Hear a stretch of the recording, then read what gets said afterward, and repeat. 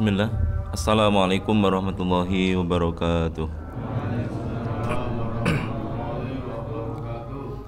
Alhamdulillah. Alhamdulillahi wa kafa.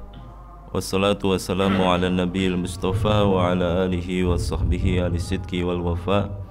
Wa kafa billahi syahida. Asyhadu an la ilaha illallah wahdahu la syarika lah wa asyhadu anna Muhammadan abduhu wa rasuluhu la nabiyya wa la rasula ba'dah. Allahumma sholli ala Muhammad wa ala alihi wa sahbihi wa man tabi'ahum bi ihsanin ila yaumiddin. Qala Allah Ta'ala, a'udzu billahi minasyaitonir rajim. Ya ayyuhalladzina amanu taqullaha haqqa tuqatih wa la tamutunna illa wa antum muslimun. Wa qala nabiyyu sallallahu alaihi wasallam, man yuridillahu bihi khairan yufaqihu fidin. Amma ba'd, rabbi shrah li sadri wa yassir li amri wahlul 'uqdatam min lisani yafqahu qawli. Bapak Ibu, adik-adik jamaah salat subuh, jamaah Ahad pagi yang semoga Allah berkahi dan Allah rahmati, segala puja dan puji syukur kita haturkan pada Allah Subhanahu wa taala yang masih memberikan kesempatan kepada kita untuk hadir di majelis taklim kajian Ahad pagi yang semoga Allah berkahi. Sholawat dan salam senantiasa tercurah kepada junjungan kita Nabi besar Muhammad sallallahu alaihi wasallam yang kita nantikan syafaatnya fi yaumil qiyamah, yang kita ikuti sunnah-sunnahnya, kita ikuti jejak-jejaknya, dan semoga setiap langkah yang kemudian kita langkahkan, setiap langkah yang kemudian kita melangkah dengannya, Allah ridho kepada kita semua dan Allah mudahkan jalan kita menuju surganya. Amin Allahumma.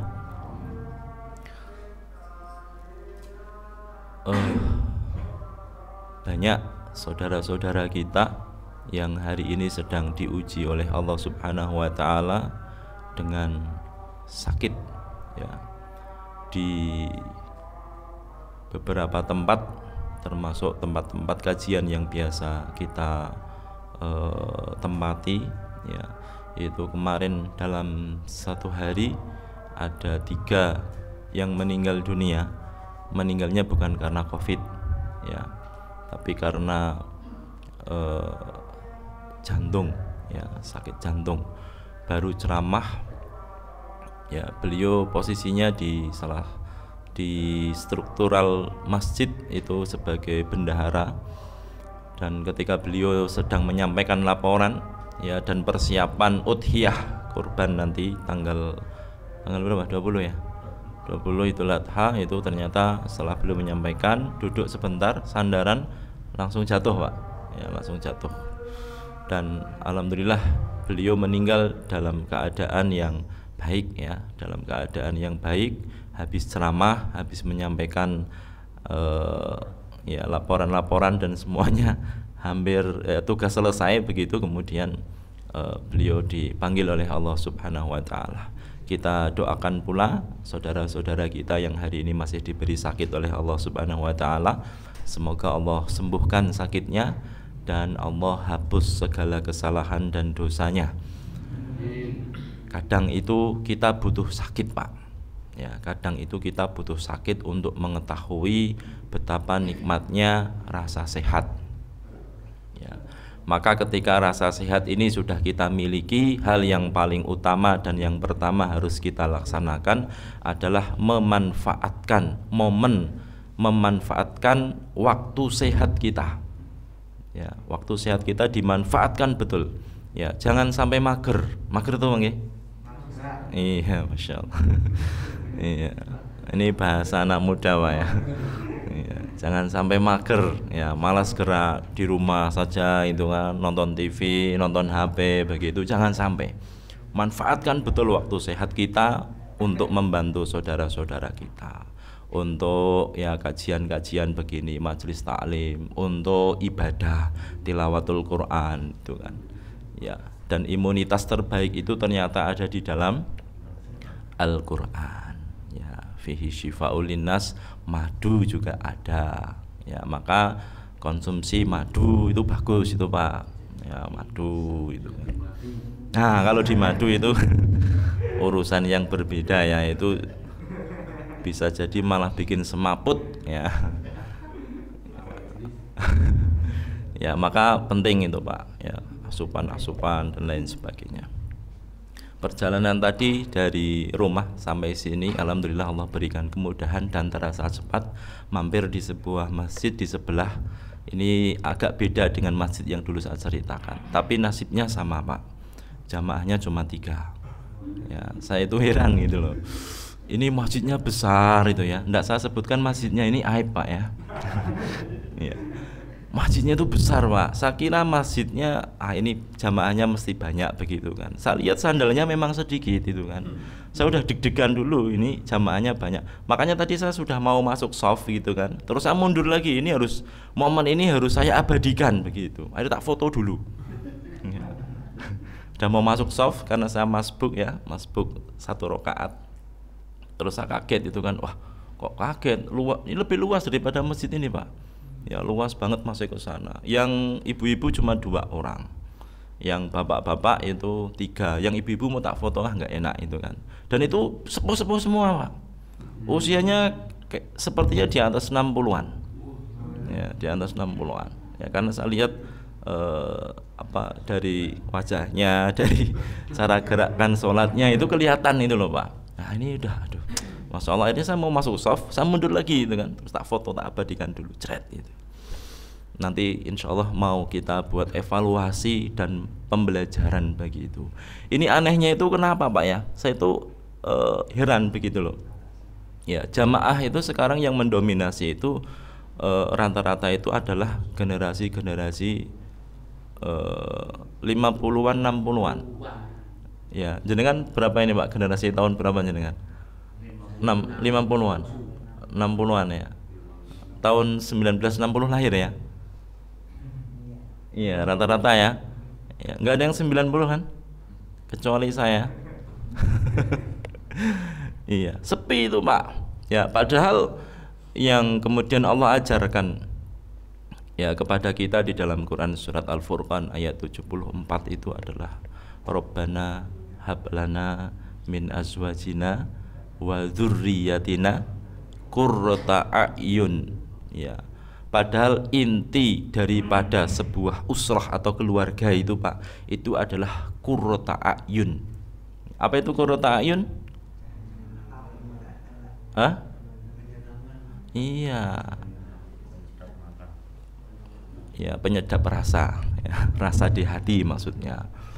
Itu tujuan utama itu Pak ya, tujuan utama itu kalau kita memiliki sebuah keluarga, ketika kita melihat, kita mendengar, kita bersama keluarga, kita mampu merasakan di dalam hati sanubari kita itu qurrata a'yun ya, generasi-generasi yang solih, istri-istri yang solihah, itu bagian daripada kebahagiaan kita ya. Maka pertama kali ketika orang kemudian sudah qabil tu nikah wa taswijaha li nafsi bihmarin madkurin halan begitu Pak, maka yang pertama kali ayat yang kemudian langsung mengena kepada suami itu adalah ya ayyuhalladzina amanu qu anfusakum wa ahlikum naro ya. Saya itu heran bapak-bapak, makanya kalau saya lihat itu, kalau kemudian kita membiarkan anak-anak kita Pak ya, membiarkan kita ikut kajian, anak kita biarkan di rumah, kita ikut sholat 5 waktu, kita biarkan anak kita di rumah, kita mau masuk surga sendiri atau pinginnya bareng sama anak kita Pak? Pinginnya kan bareng-bareng Pak. Gimana?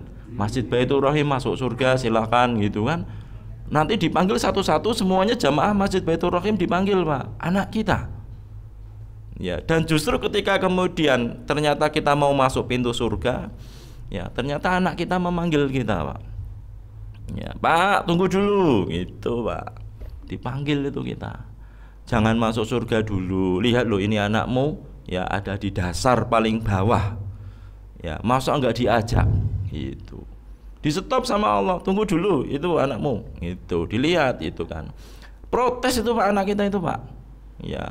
Dulu Bapak memang sholat jamaahnya rajin, tetapi tidak pernah membangunkan saya ketika sholat subuh. Bapak itu dulu kajiannya setiap Ahad pagi itu kajian terus, tapi tidak pernah itu ngajak saya kajian. Saya tidak ridho kalau bapak saya masuk surga.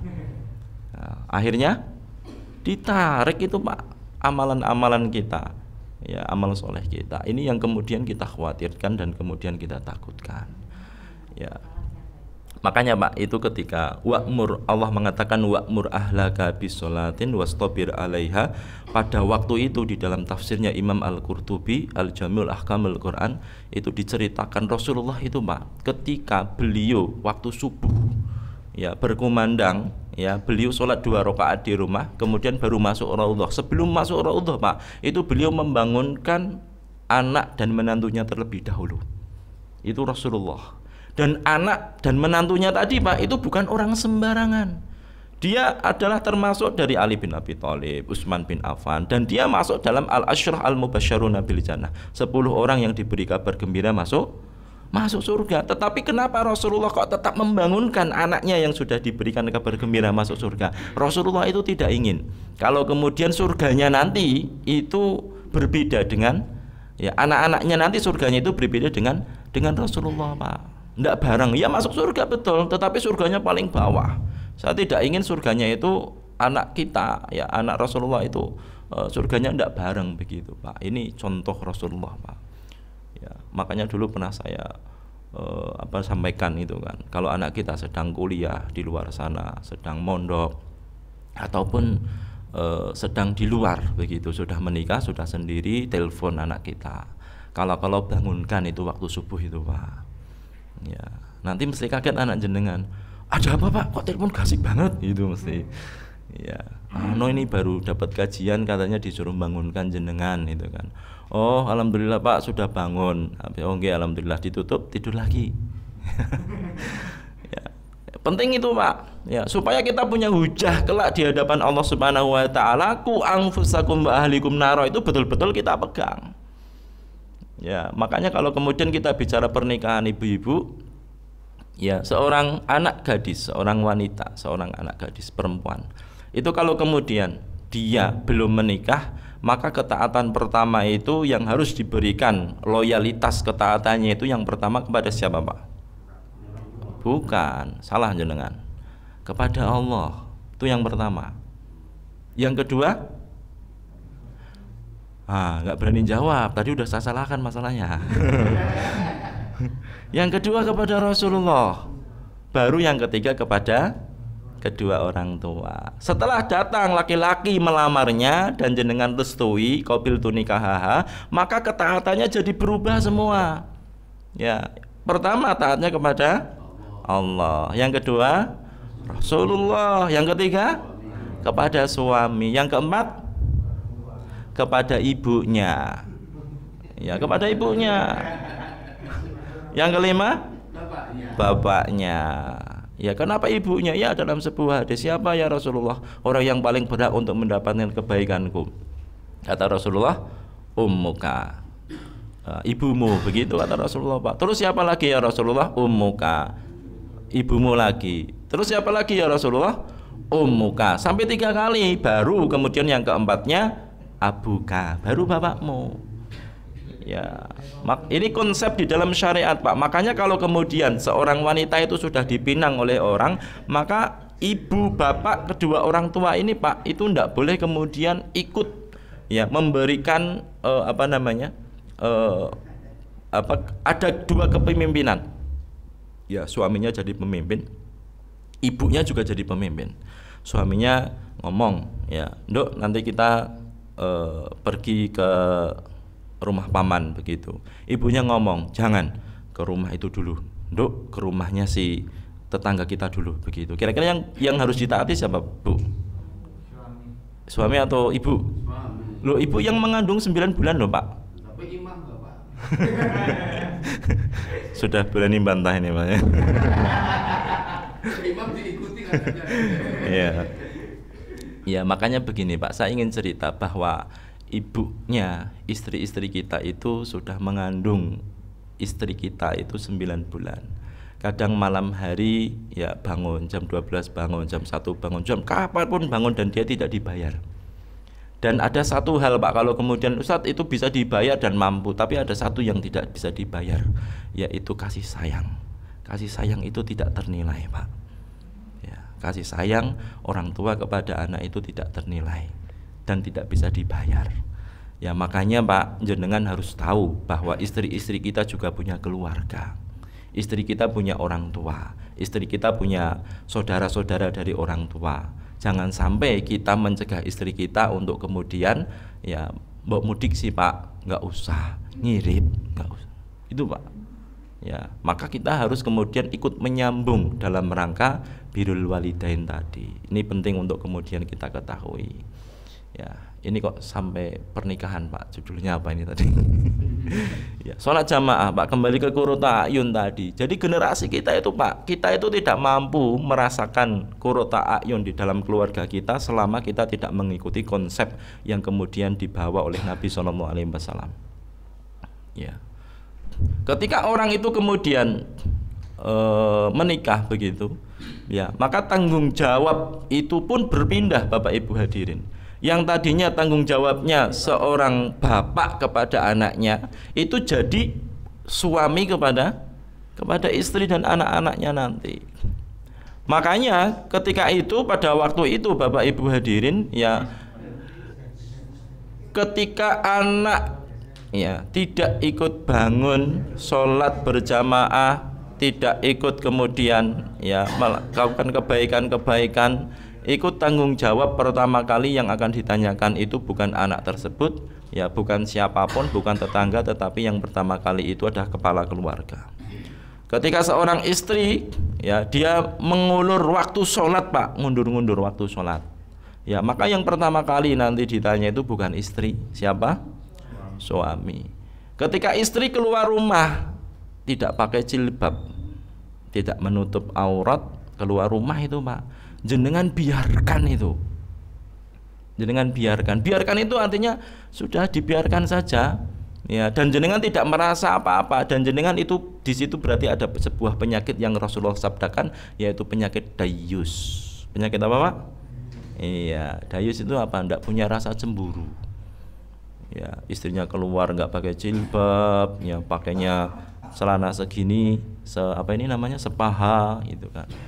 Ya, terus pakainya cuma kutang gitu. Ya, datang keluar begitu main ke tetangganya, jenengan tidak tegur itu. Ya. Atau mungkin bukan istri jenengan, anak jenengan. Ya, putri-putri Bapak Ibu hadirin itu jadi tanggung jawab jenengan. Keluar rumah tidak pakai jilbab begitu Pak, itu nanti yang ditanya pertama kali itu adalah kepala keluarga. Ya, kepala keluarga itu yang ditanya pertama kali Pak. Keluar rumah ndak pakai jilbab gitu, jenengan ridho. Oh iya, itu generasi milenial itu sudah ridho Pak. Ya, lah ya, ya. Atau oh ini lagi musim panas begitu kan, biarlah itu Pak. Itu sudah ridho itu Pak. Ridho kepada kemaksiatan seperti itu Pak, itu kelak anak itu akan menuntut kita.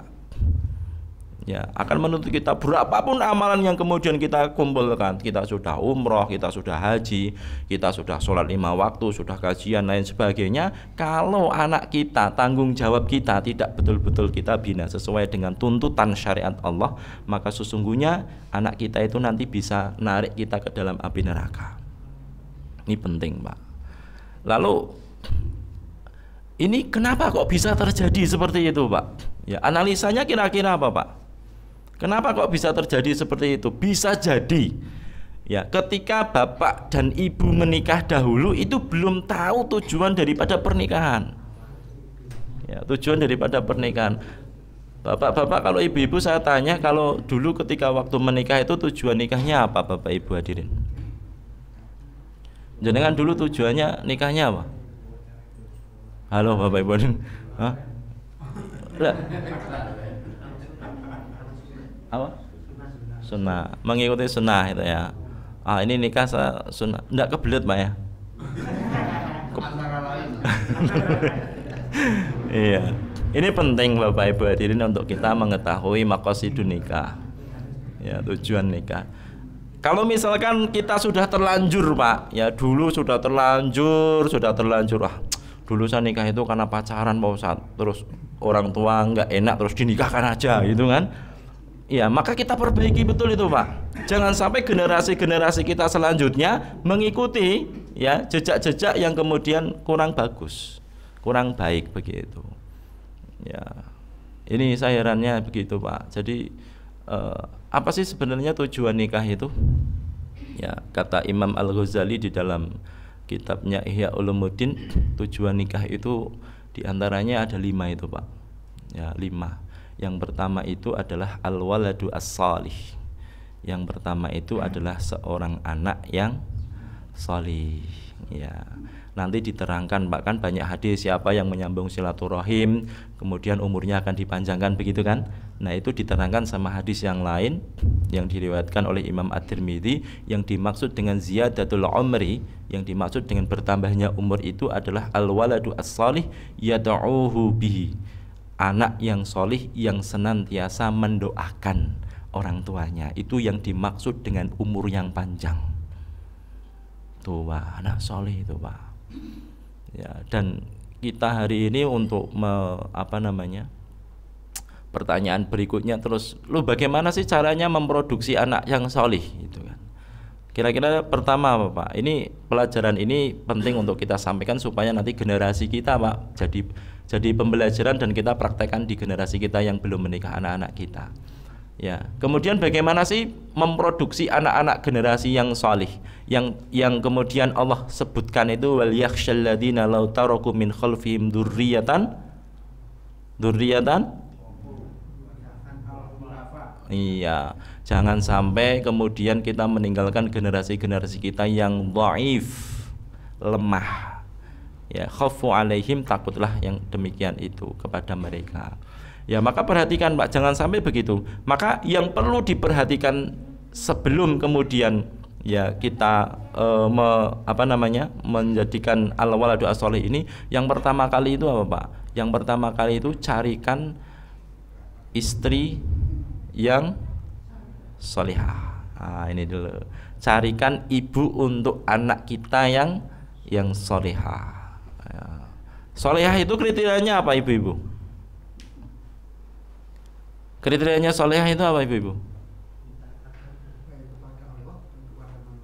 Baik kepada Allah, baik kepada manusia, buruk kepada suami. Iya, itu secara umum Pak ya. Iya, sebenarnya ringan itu. Ibu-ibu mau jadi wanita soleh itu, ibu sudah sholat 5 waktu, sudah puasa, kemudian sudah sedekah, sudah beramal soleh. Tapi ada satu yang kalau kemudian satu ini ditinggal, jenengan tidak mendapatkan gelar atau kriteria wanita solehah. Apa itu? Iya, idza ra'aitaha sarotka. Kadang ada wanita istri yang taat Pak, tapi bikin kita mangkel. Nggih mboten?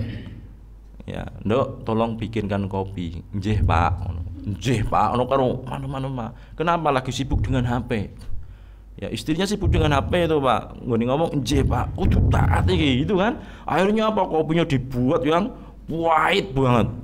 Ya, sampai kemudian disampaikan monggo Pak tunjuk itu kan. Ditunjuk ternyata wah, kaget. Iya, taat enggak itu? Taat itu Pak.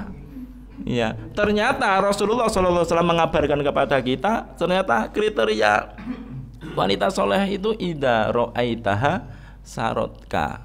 Jadi wanita soleh itu enaknya suami melihat istrinya itu, suaminya dalam keadaan yang bahagia, rasanya qurrata ayun. Ya, disawang itu enak itu loh Pak. Ya, disawang itu enak. Jenengan kalau nyawang istri enak enggak Pak? Oh. Itu sudah masuk kriteria wanita solehah Pak. Ini saya curiga ini istri ada di belakang ini. Iya. Di sini kan harus nanti di rumah nanti iya. Iya. Istrinya di belakang Pak ya. Masya Allah.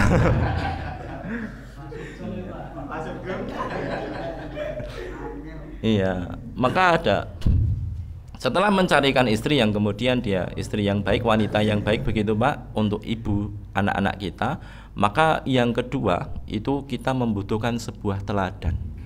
Ya, kadang itu kita kurang memberikan teladan Pak sama anak kita. Ya, diajari bohong, diajari lain sebagainya. Padahal di dalam Quran surat Al-Kahfi yang pernah saya sampaikan dulu itu, Al-Kahfi ayat 82 ya. Al-Kahfi surat Al-Kahfi ayat 82. Wa ammal jidaru fakana lihulamaini yatimaini fil madinati wa kana tahtahu kanzul lahuma wa kana abuhuma sholiha. Ya, ini kisahnya Nabi Khidir dan Nabi Musa alaihissalam. Jadi kisahnya itu Nabi Musa itu pernah ditanya sama salah seorang muridnya, ya Nabi Musa, kira-kira siapa sih di dunia ini yang paling berilmu begitu. Nabi Musa kan berpikir itu, Pak, oh kayaknya sih yang di dunia ini yang paling berilmu sih saya, gitu, Pak. Bilang gitu, ditegur sama Allah, Pak. Ya, ditegur sama Allah. Akhirnya disuruh ngapain? Ya, disuruh jadi muridnya Nabi Khidir alaihissalam, yang Nabi Khidir itu memang diberikan ilham oleh Allah Subhanahu wa taala, tahu masa yang akan datang. Ya, akhirnya mengikuti, kemudian sampai ketika Nabi Khidir membetulkan sebuah tembok yang roboh di kota. Ya, dibetulkan itu temboknya, Pak. Kalau kita mungkin dibelikan semen, dibelikan pasir, dibelikan batako, itu kemudian disusun. Ya, kemudian disapa sama Nabi Musa alaihissalam, kamu berbuat demikian itu kamu bisa ngambil upah dari pemilik rumah ini, begitu. Maka dijawab sama Nabi Khidir bahwa wa ammal jidaru fakana lihulamaini, dinding ini itu adalah milik kedua orang anak yatim, yang dimana anak yatim ini di bawah dinding tadi itu ada sebuah harta benda peninggalan kedua orang tuanya. Ya, wa kana tahu kanzul lahuma. Nah, poinnya itu di baris berikutnya, Pak. Wa kana abuhuma sholiha. Ya, dulu kedua orang tuanya sebelum meninggal dunia itu adalah sholih. Ya, kedua orang tuanya sholih, Pak. Nah, ternyata Imam Al-Qurtubi di dalam tafsirnya Al-Jami'ul Ahkamil Quran itu mengatakan fa fihi yadullu anallaha ta'ala yahfadhu sholiha fi nafsihi wa waladihi wa in kanu ba'du anhu. Ternyata ayat ini, kata Imam Al-Qurtubi, itu menunjukkan bahwa Allah Subhanahu wa taala itu akan menjaga orang yang sholih dan anak-anaknya wa ingkanu ba'du anhu, walaupun jaraknya jauh. Jarak apa yang jauh? Bukan jarak antara rumah ke rumah itu enggak, tempat ke tempat itu enggak, jarak keturunan. Ya, jarak keturunan, Pak. Makanya kita penting, kalau orang Arab itu, Pak, generasi-generasinya itu tahu. Ya, an-annya itu, bin-binnya itu tahu. Ya, ini kalau kita sampai mana, Pak? Mbahnya. Iya. Mbahnya tahu, canggahnya, Pak, ya. Canggahnya paling enggak tahu lah, ya. Canggahnya tahu. Bapaknya canggah? Paling tidak tahu itu, Pak. Kalau kemudian tahu, kita cari ya mbah-mbah yang seusia atau kemudian yang tahu kisahnya tentang mbah kita. Ada enggak dulu mbah kita itu yang di sana itu pada waktu itu hidup itu dia jadi orang solih? Ya. Bukan dukun ya. Jadi orang solih itu. Kenapa begitu? Kalau kita cari, iya, bisa jadi keberadaan kita sholat 5 waktu, keberadaan kita kajian dan lain sebagainya, Pak, semangat di dalam Islam ini itu karena berkat kesolihan dari nenek moyang kita. Bisa jadi begitu, Pak. Ya, diselamatkan itu, Pak. Ya, diselamatkan. Makanya antum melihat itu, ya, para ulama, Imam Syafi'i itu bapaknya siapa? Muhammad Al-Fatih yang mampu menaklukkan Konstantinopel itu, Pak. Itu lihat itu, yang dilihat bukan Muhammad Al-Fatihnya, tetapi bapak dan ibunya serta kakek-kakeknya itu siapa itu loh, Pak. Guru-gurunya itu siapa? 19 tahun, 20, 21 tahun mampu menaklukkan Konstantinopel. Kita 21 tahun lagi mikir judul skripsi, Pak. Judul skripsi dijok kayak gagal lagi sampai stres itu, Pak. Ya, Muhammad Al-Fatih itu mampu menaklukkan Konstantinopel. Berarti sebenarnya ada pola yang kemudian kurikulum yang kemudian ada pada waktu itu yang mampu melahirkan Salahuddin Al-Ayyubi generasi muda, Muhammad Al-Fatih dan lain sebagainya. Berarti ada kurikulum yang mampu untuk mendidik anak seperti itu, Pak. Ini para pakar kurikulum harusnya ini, Pak, mencari dan menggali ya bagaimana sih dulu kurikulumnya begitu. Ya, kurikulum generasi Muhammad Al-Fatih ini. Ya, 21 tahun Konstantinopel runtuh begitu. Itu ternyata kedua orang tuanya solih, Pak. Kakek neneknya itu solih, dan kedua orang tuanya ini, Pak, kakeknya mempersiapkan Muhammad Al-Fatih ini dulu betul-betul seleksi betul. Ya, dilihat anaknya, dilihat bapaknya, calon bapaknya Muhammad Al-Fatih ini dulu sebelum menikah itu dia dicari betul, ya, dicari. Istrinya, calon ibunya Muhammad Al-Fatih pun dicari betul, Pak. Carikan wanita yang solehah, yang baik, ya, keluarganya baik. Ini juga sama, dijadikan satu, terus lahir Muhammad Al-Fatih. Ya, generasi begitu. Makanya adik-adik nanti kalau mau menikah, ya, cari yang apa? Oh, cantik, yang cantik, cari yang solehah, yang kaya raya.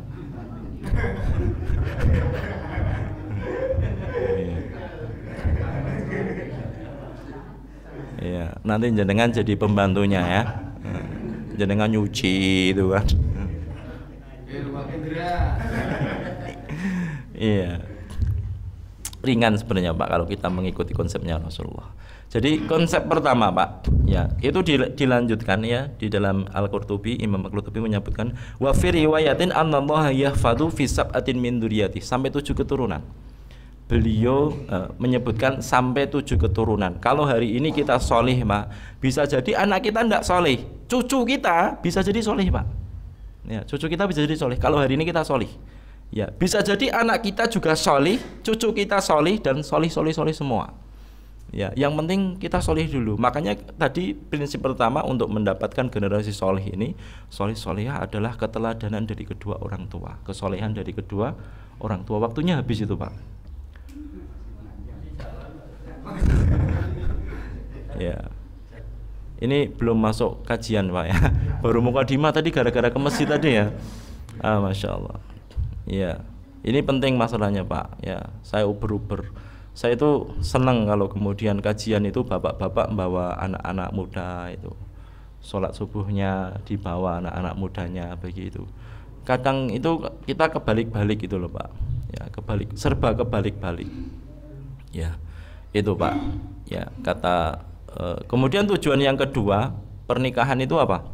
Ini kembali ke pernikahan, wes, nggak apa-apalah temanya ya. Tujuan yang kedua orang menikah itu apa, Pak? Yang pertama tadi adalah al-waldu asl, yang kedua itu lihifdzil farji wa ghadil basar.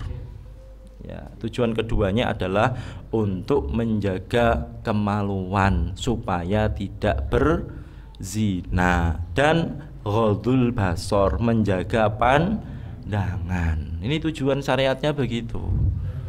Ya. Jadi yang belum menikah itu dia tidak tenang. Ya. Yang belum menikah siapa di sini? Iya, nggak usah tunjuk jari ya. Ya, sebenarnya syarat nikah itu gampang. Ya, nggak usah banyak-banyak. Rukunnya itu kan yang penting ada apa? Ya, ada yang dinikahi, ada walinya, ada 2 orang saksi, selesai itu. Nggak ada 5 detik, Pak. Qabil tu nikah wa taswijaha bimarin madkurin halan. Berapa detik itu? Langsung itu sudah jadi. Kenapa jenengan ditunda-tunda itu loh?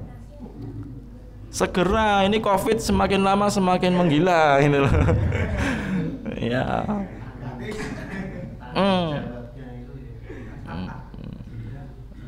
Iya. Jadi begitu. Ya, nanti biaya akadnya biar takmir Baitur Rahim itu kan. Harusnya begitu, nggih, Bang ya?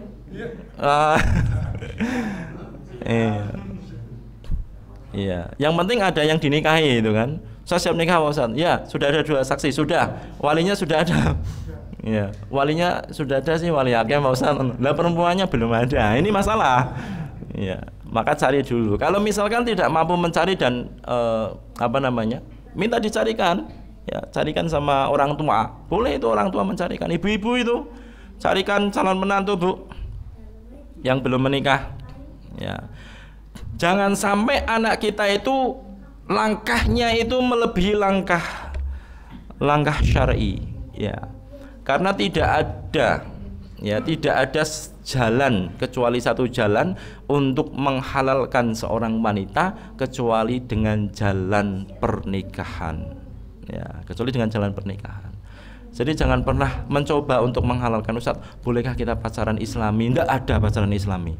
Pacaran Islami itu ada setelah menikah.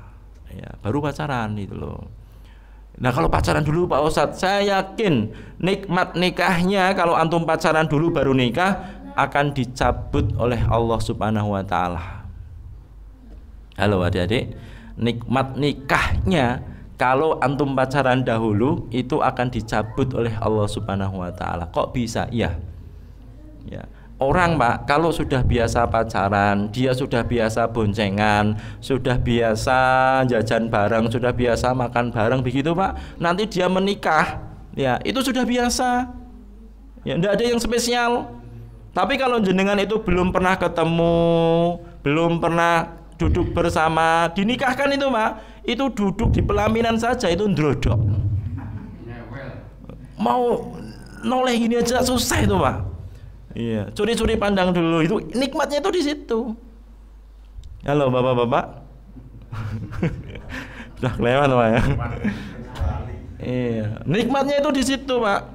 Iya, ketika malam pertama itu kan apa yang pertama kali dilakukan itu yang kemudian menjadi kenikmatan yang tidak terlupakan. Nggak usah diceritakan. Iya, itu Pak. Tapi kalau sudah biasa, sudah apa? Sudah biasa Pak. Ya sudah biasa itu sudah enggak keren lagi itu loh. Nah pada saat itu Pak, luar biasa. Ya, maka ini yang kemudian perlu kita jaga. Generasi kita itu tidak akan lahir generasi-generasi yang solih kecuali ketika akad ya menggabungkan dua laki-laki dan perempuan ini digabungkan dengan caranya Rasulullah SAW. Tidak ada cara lain kecuali nikah. Makanya Bapak Ibu hadirin, kalau anak-anaknya itu sudah mulai lirik-lirik cewek atau ceweknya sudah mulai cari perhatian caper sama laki-laki, segera ditawari, "Nduk, sudah siap nikah?" Itu. Ya, kalau sudah siap nikahkan. Masih kuliah, enggak apa-apa. Kuliah sama nikah boleh enggak? Boleh. Iya. Iya. Dosennya lagi nerangkan jenengan kopil itu nikah itu kan. Iya. Ya, boleh itu ada masalah. Terus nanti biaya hidupnya gimana Pak? Yakin Pak, antum itu sudah dijamin rizkinya sama Allah 50.000 tahun sebelum antum dilahirkan di dunia.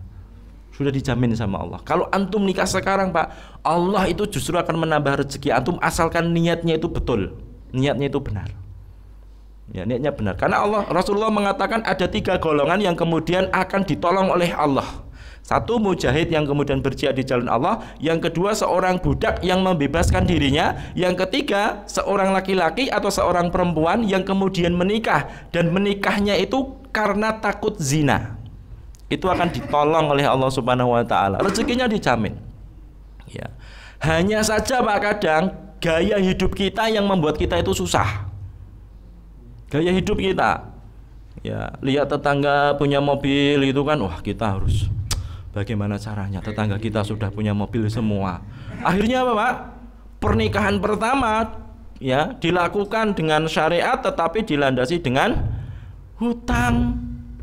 Ya, untuk apa? Memuaskan gaya hidup. Ini yang bikin susah. Yang bikin susah itu Pak. Makanya pengantin-pengantin baru itu rata-rata itu sudah terbelit hutang.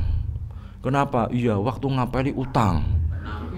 Iya, karena pertama kali penampilan bawa mobil kan, mobilnya teman. Ya, habis itu kadang mobil rental gitu kan. Ke tempat calon mertua kan harus pakai mobil itu Pak. Ya, bawa oleh-oleh, bawa apa itu kan, itu utang semua itu Pak. Iya, nanti setelah menikah ditanggung bareng sama anak jenengan. Iya, makanya cari yang sederhana, jangan cari kemudian anak itu. Ya, makanya bapak-bapak, ibu-ibu punya anak perempuan, ya jangan cari yang kemudian kaya. Jangan cari yang kemudian berduit. Itu loh, lihat calon menantuku bawa mobil gitu, jangan senang dulu. Ya, belum tentu dia mampu. Bisa jadi dia kaya Pak, tapi dengan kekayaan tadi bisa jadi dia selingkuh. Ya, dengan kekayaan tadi bisa diselingkuh. Maka cari dulu, kalau kita punya anak perempuan, carikan anak yang solih dan bertanggung jawab. Ya, sholat 5 waktunya itu yang jamin Allah. Kalau dia solih dan bertanggung jawab, semiskin-miskinnya dia Pak, dia akan berusaha untuk membahagiakan putri jenengan. Betul itu Pak. Jangan dilihat kebahagiaan itu bukan di harta Pak. Kebahagiaan itu bukan di rumah yang luas. Kebahagiaan itu bukan di kendaraan, kebahagiaan itu di hati. Dan hati itu Allah yang membagi kebahagiaan. Kalau kemudian cara kita untuk menikahkan sesuai dengan tuntutan Allah dan Rasulnya, insya Allah Allah akan memberikan itu kebahagiaan-kebahagiaan di hati kita. Ya, jadi begitu Pak. Ini kok jadi saya marah-marah ini Pak. Ya, waktunya udah habis itu Pak. Ya. Sedih lah rasanya gara-gara lihat apa tadi jamaah subuhnya 3 dan sepuh-sepuh itu Pak. Nanti tak share itu di status saya. Iya, Masya Allah Pak. Ini penting Pak untuk kita sadari. Ya, makanya tidak perlu khawatir. Sampai Imam Hasan Al-Basri itu mengatakan, ya alim tu anna rizki la ya'khudhu khairi fatma'anna qalbi, kata Imam Hasan Al-Basri. Saya itu tahu, saya itu mengetahui bahwa rizkiku itu tidak akan diambil sama orang lain, makanya hatiku tenang. Ya, hatiku tenang. Jadi hati yang gelisah itu Pak, hati yang kemudian tidak yakin sama Allah bahwa rizki itu sudah dijamin sama Allah Subhanahu wa taala. Jadi kadang kita mikir dulu Pak, saya itu heran kadang tanya sama teman saya yang SD itu belum nikah itu kan, antum lama sekali kok belum nikah, kenapa itu? Wah, ini lagi persiapan mau bikin rumah dulu, mau bikin apa, mau ngumpulkan uang dulu buat pernikahan gitu. Butuh berapa? Saya tanya begitu waktu itu. Butuh berapa, tapi tanya tok. Ya. Butuh berapa itu kan? Wong murah itu Pak. Tadi kan cuma ada mempelainya. Ya, ada laki-laki dan perempuannya, ada 2 orang saksi, ada walinya, udah selesai. Ya, mas kawinnya apa? Mas kawinnya seperangkat alat sholat gitu kan, seperangkat alat sholat dan masker gitu. Iya, sekarang yang dibutuhkan kan masker itu Pak. Iya, masker itu selesai itu Pak. Mas Indra itu loh diusulkan, monggo Pak didukung. Enggak apa-apa. Ya. Ini begitu Pak, jadi penting ya. Jadi rezeki itu Pak, kalau kemudian kita paham konsep rezeki, tidak ada yang mengambil ya, dan kita tidak akan tidak akan gelisah dengan rezeki kita Pak ya, karena kebanyakan kita itu digelisahkan karena urusan rezeki was-was. Padahal kita itu Pak, kalau kita mikir sedikit dan merenung sedikit Pak, Allah itu bayangkan Pak, ketika memberikan kita seorang ibu hamil ya, jadi janin ini makan apa Pak? Janinnya makan apa? Ya, siklus menstruasi seorang ibu tadi Pak, yang biasanya dikeluarkan ya, itu ditutup sama Allah, kemudian disalurkan kepada janin itu Pak. Ya, sampai 9 bulan sampai lahir. Ya, setelah lahir Pak, siklusnya tadi kemudian ditutup itu Pak. Makanan dari sininya itu ditutup, tetapi Allah memberikan lagi dengan air susu ASI yang kemudian ya 6 bulan pertama itu luar biasa Pak, dan tidak tergantikan itu dengan susu apapun di dunia ini. ASI itu ya, ASI itu Pak, diberikan dengan rezeki terbaik ASI. Tidak hanya 1 Pak, 2, dan tidak perlu isi ulang. Tidak perlu dibungkus. Perlu kalau dibungkus.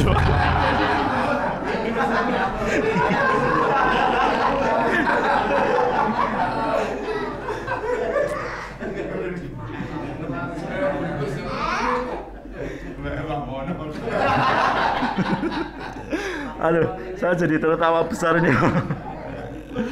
Iya, nggak perlu isi ulang ya. Kalau dibungkus nggak perlu Pak. Masa dari dibungkus nanti main ke tetangga nggak dibungkus kan nggak enak Pak. Iya. Dibungkus Pak ya, yang rapi. Iya, nggak perlu isi ulang. Ya, nggak perlu isi ulang itu Pak. Bayangkan itu Pak. Ya, setelah 2 tahun, maka kadang setahun gitu mulai tumbuh gigi. Giginya fungsinya untuk apa? Untuk menggigit makanan. Ya, untuk menggigit makanan yang kemudian makanan itu waktunya habis. Kemudian makanan itu masuk Pak, sesuai dengan porsi yang ada giginya. Ya, pertama gigi depan itu tumbuh biasanya. Gigi depan ini bisa untuk ngunyah, Pak? Belum bisa untuk ngunyah. Ya, belum bisa untuk ngunyah, tapi dia bisa untuk menggigit. Makanya makanan yang masuk itu makanan yang lembut, bubur begitu, Pak. Bubur begitu. Nanti kalau udah 2 tahun mulai gramnya tumbuh. Berarti ini air susunya sudah mau dihentikan oleh Allah. Mau diganti dengan yang lebih banyak lagi. Akhirnya dia makan nasi, makan pohong, ya, makan telo, makan ya salak, makan apa-apa yang kemudian giginya ini, Pak, berfungsi betul. Ya, kita itu heran kadang, Pak. Kita waktu kecil seperti itu belum mengenal Allah. Setelah mengenal Allah kita tidak yakin rizkinya sudah dijamin sama Allah. Gitu betul, Pak? Oke, mau nikah, aduh nanti makannya apa? Tenang aja. Kalau niat kita betul, Allah yang akan memberikan rizki, Allah yang akan membagi rizki. Ini poin yang kedua, Pak, tujuan pernikahan. Ya, makanya kalau sudah tidak mampu, godaan semakin tinggi, Pak. Waduh, ini segera nikah. Itu.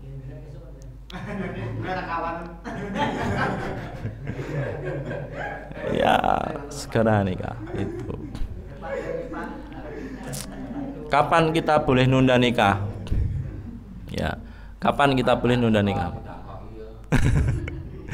Kapan kita boleh nunda nikah? Imam Nawawi itu usianya meninggal usia 40 tahun. Beliau sudah menulis banyak kitab ilmu dan lain sebagainya. Dan beliau tidak sempat untuk menikah. Ya, disebabkan karena kesibukan beliau menuntut ilmu dan berjihad fisabilillah, Pak. Alasannya cuma itu, bukan alasan yang lain. Ya, bukan alasan yang lain. Ya, nuntut ilmu dan jihad fisabilillah. Ini penting, Pak, untuk kita ketahui. Jadi begitu, Pak. Ini tadi kok terus temanya maqasidus syari', apa maqasidun nikah ya. Ini kita masuk ke tema dulu, Pak ya. Jangan. Majelis itu kalau terlalu lama, Pak, itu setan akan membisikkan pada telinga-telinga jamaah. Nanti banyak yang gitu. Itu tandanya sudah terlalu lama. Dan orang itu, Pak, konsentrasinya itu dibatasi sama Allah cuma 15 menit sampai setengah jam. Setelah itu pikiran kemana-mana. Ya, mau pengen jalan-jalan, aduh mau pengen dan lain sebagainya. Saya kira itu dulu, Pak, untuk kajian pada pagi hari ini. Karena waktunya sudah terbatas. Dan saya harap tidak ada yang bertanya karena saya ingin cepat pulang ini.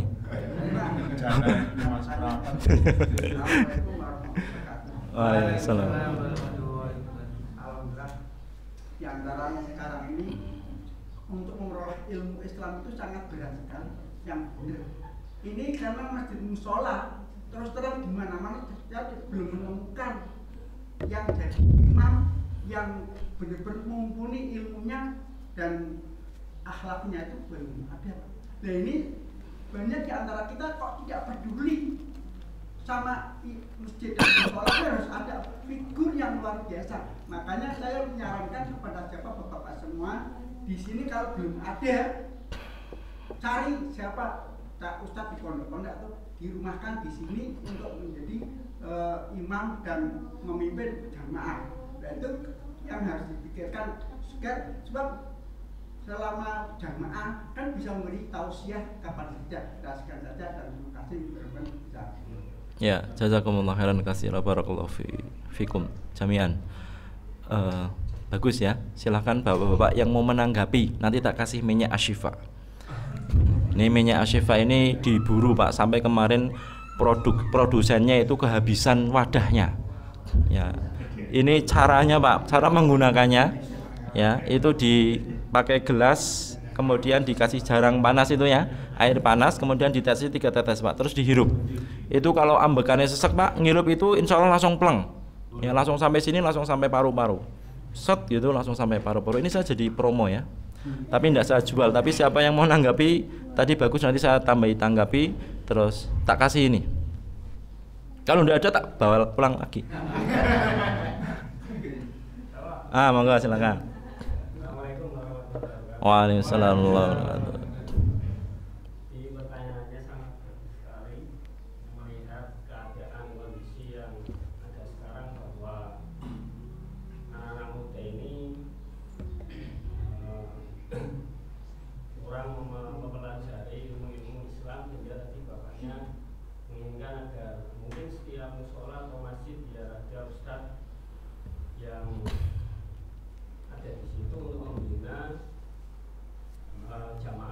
Ya. Ini yang pertama, paling tidak kalau mau menyediakan seperti itu harus dijamin, Pak. Ya. Nah, dijamin. Dijamin apa, istrinya atau dijamin? Artinya dijamin kebutuhannya. Oh, kebutuhannya. Maisahnya. Nah, karena apa? Teman saya pernah dijadikan seperti itu.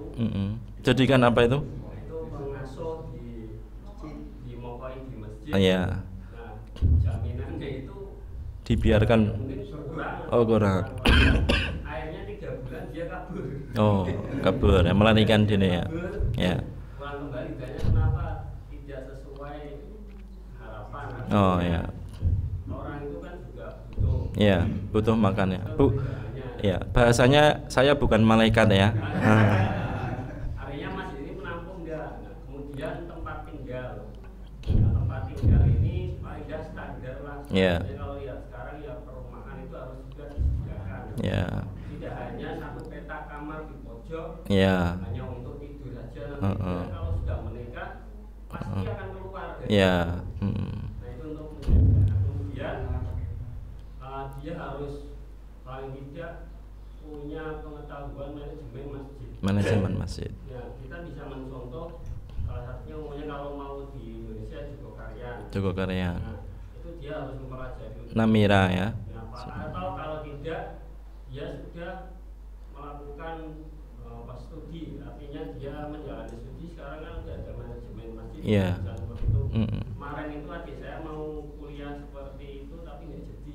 Kenapa nggak jadi? Nah, karena di situ di pondok itu ditawari beasiswa, tapi selama 1 tahun dibiarkan saja tanpa arah dan tanpa binaan. Oh gitu. Jadi dari 90 anak itu sekarang tinggal 15 orang di Bogor itu tanya. Ya, mungkin itu untuk menguji bagaimana keistiqomahan santri yang betul. Atau memang pondoknya nggak punya program. Oh iya.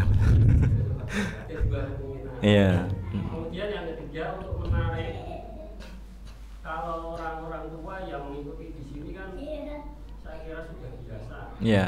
Tapi kalau anak-anak muda ini sangat jarang sekali. Ini aja yang di sini Pak, anak-anak kecil ini, ini dari panti asuhan. Oh, masya Allah. Dari panti asuhan, kita yang kalau gini. Oh iya. Pewayangan. Oh gitu ya, masya Allah ya. Dari panti asuhan. Mungkin yang dari sini sendiri mohon maaf, atau dari masyarakat lain aja di tempat kami Al-Huda, anak kecil itu nggak ada. Oh gitu ya. Iya. Maka harus didesain sesuai dengan zamannya mereka. Mm-mm. Jadi mengajak dakwah, kalau mohon maaf, kalau semuanya seperti ini monoton, anak-anak jarang yang ikut. Gitu ya. Jarang yang ikut. Tapi kalau disesuaikan dengan zaman mereka, kita ajak dulu rangkul atau dengan kajian-kajian yang modern. Iya. Nah, kemudian mungkin bisa ditampilkan melalui LCD juga. Iya. Mereka itu bisa melihat hal yang nyata. Baru ya. Kemudian selain itu yang mungkin menarik mereka itu ada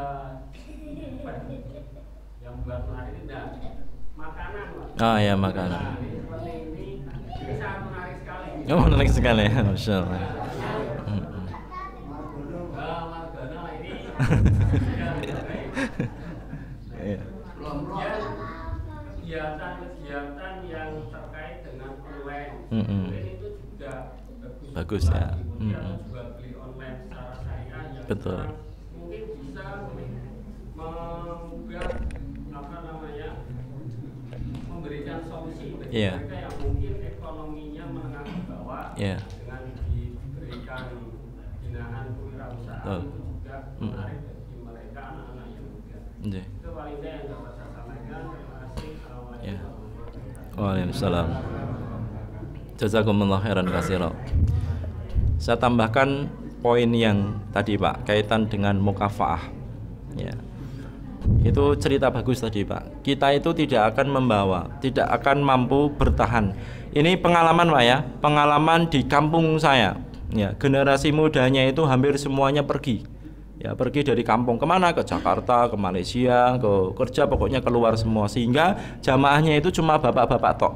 Ya, bapak-bapak yang sudah sepuh. Maka harus ada satu konsep, ya, konsep ekonomi masjid Pak. Konsep ekonomi masjid, di mana konsep ekonomi masjid ini mampu menopang Ya, mampu menopang kalau misalkan di sini diadakan imam begitu, Pak. Anak ini dia sudah menikah maupun belum menikah, itu semuanya kebutuhan hidupnya itu masjid mampu menjaminnya. Ini akan betah, Pak. Ini yang pertama, Pak. Karena apa? Karena kebutuhan itu, Pak, itu tidak bisa ditunda. Ya, makan itu tidak bisa ditunda, Pak. Ya, makan itu tidak bisa ditunda. Maka ini jenengan harus, ini jamaah semuanya harus kritis di sini nih, Pak. Yang sering kita lupakan itu kadang, oh itu ustadz, orangnya itu ikhlas. Ya, dia itu biasanya oh enggak apa-apa. Begitu, Pak. Ini kesalahan dan kekeliruan yang besar. Ya, makanya kalau kita lihat itu di Masjid Joko Kalian atau di Masjid Namira di Jawa Timur sana, Pak, itu yang jadi imam, yang jadi ustadznya di situ, semua kebutuhan hidupnya itu dijamin. Bahkan ada mobil dinas, ada rumah dinas. Wah, keren sekali, Pak ya. Iya. Makanya, Pak, anak-anak kita TK ditanya, antum cita-citanya jadi apa? Yakin, Pak, enggak ada yang jadi ustadz. Iya, pinginnya jadi apa? Polisi, dokter, pilot. Ya enggak? Itu dunia semua itu, Pak. Enggak ada yang akhirat. Makanya ketika orang tua nyekolahkan anaknya itu, Pak, seolah-olah itu hidupnya itu di dunia itu selamanya. Ya, dari TK nanti mau jadi apa? Dokter. SD 1 sampai 6 tahun, tambah 3 SMP, ditambah 3 lagi SMA, kuliah, itu pun jurusannya dunia semua. Enggak ada yang jurusan akhirat. Ya, padahal untuk hidup di dunia, Pak, itu usia kalau kita hitung berapa dulu, 60 tahun. Ya, 60 tahun untuk sekolah dan lain sebagainya, habis itu untuk urusan dunia. Ya, akhiratnya yang mau kita hidup selamanya, malah taklimnya cuma setiap Ahad pagi tok. Kemudian kita cita-cita husnul khotimah dan masuk surga. Iya kan? Iya, kebalik-balik kita itu, Pak. Ya, nyarinya dunia seolah-olah hidup di dunia selamanya, tetapi di akhirat yang kita mau hidup selamanya malah sepekan sekali. Itu kekeliruannya kita. Jazakumullah khairan. Terima kasih. Ini mau diambil apa saya antar? Ya. Jazakumullah khairan. Ini masukan yang luar biasa. Antum udah menikah? Sudah. Oh, pengantinannya. Ya. Ya, demikian Bapak Ibu hadirin jamaah Masjid Baitur Rahim yang semoga Allah berkahi dan Allah rahmati. Ini mohon maaf karena temanya kemana-mana tadi, belum sempat kita sampaikan materi yang kemudian sudah saya siapkan, dan mudah-mudahan jadi ilmu yang bermanfaat. Wallahu a'lam bishawab. Aqulu qouli hadza wa astaghfirullah li wa lakum. Assalamualaikum warahmatullahi wabarakatuh.